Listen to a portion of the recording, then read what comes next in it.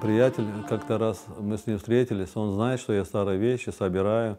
И вот он говорит, вот знаешь, говорит, есть, говорит, физгармония, вот, Айдер деген бір оғланда, вот, хотят, говорит, вот эту физгармонию, вот предложить вам. Вот я поехал, посмотрел, он в таком состоянии был, как говорится, его Харбаба и сохранил его, покрасили, изолентами весь был обмотан. Он его очень бережно относился, собрал его, все время он его выкрашивал. Вот черные места из черного дерева сделаны, оказывается, вот светлые места из бука сделаны, ручная работа.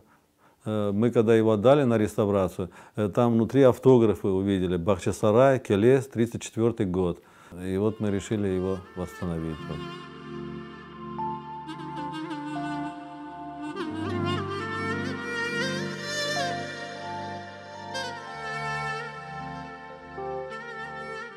Элементы вот эти музыкальные, да, вот эти металлические детали, там язычки, вот это все есть. Все вручную сделано. Вот каждая вот эта вещь вручную. Даже вот шурупы, да, вручную сделаны шурупы, потому что разные они.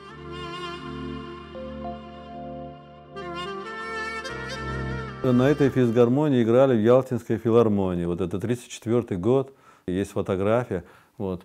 Фатма Кадыева даже эту физгармонию в руках держит. Видимо, он им настолько был интересен, дорог, что они с этой физгармонией сфотографировались даже, понимаете.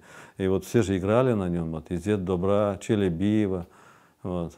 Фатма Кадыева. Вот. Фатма Кадыева — это в Зоре Кадыевой Акаса Раметли Битаса. Вместе с физгармонией мы в это же время скрипку тоже там же приобрели. Просто еще скрипку мы не успели отреставрировать, не можем найти мастера, чтобы он нам его отреставрировал. Скрипка тоже, как говорится, из этой же филармонии. Ну, на ней вот музыканты, скажем, в Ялтинской филармонии, наверное, они многие играли на этом инструменте. Музыкантам я, специалистам его не показывал, ну вот хочу, как говорится, вот отреставрировать, а потом уже вот показать. Вот надо его отреставрировать, скрипку.